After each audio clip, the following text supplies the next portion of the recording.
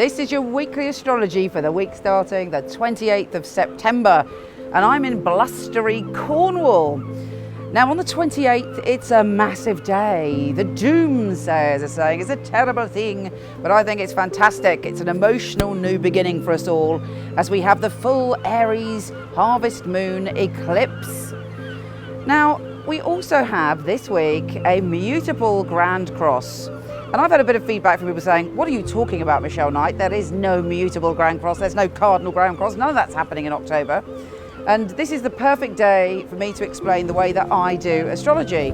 And for me, I add the moon.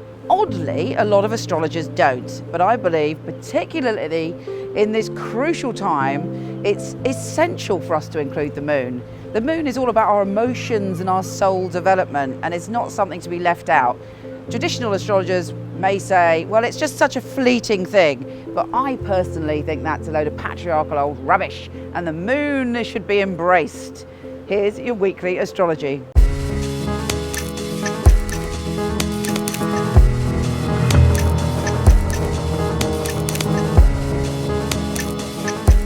Capricorn, this full moon is particularly intense for you actually, and it's focused on your home and your family and your sense of belonging in the world.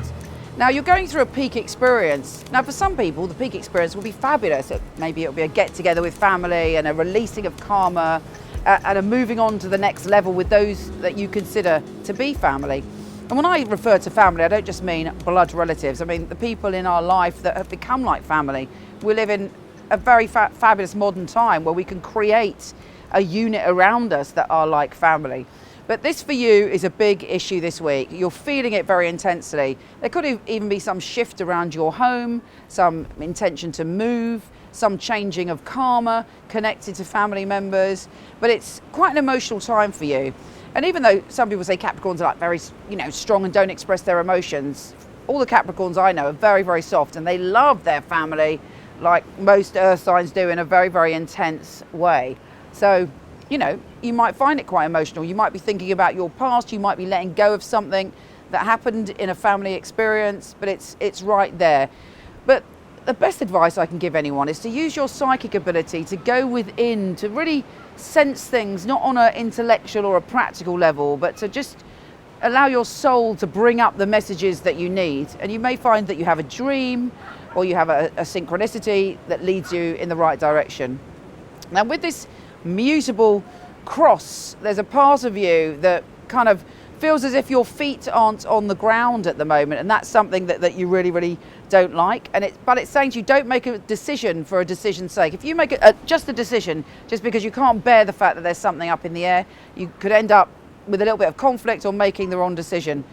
Allow yourself to use this energy to see what's out of balance. I don't believe when there's a cross we have to be dragged kicking and screaming through the energy.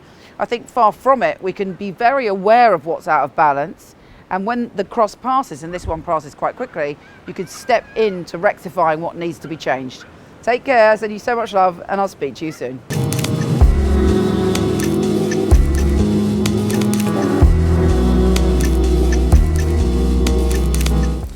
I hope you enjoyed this month's astrology. I have to say it's such an important month that I highly recommend you going to horoscope.co.uk where I've got full written details about what's going on.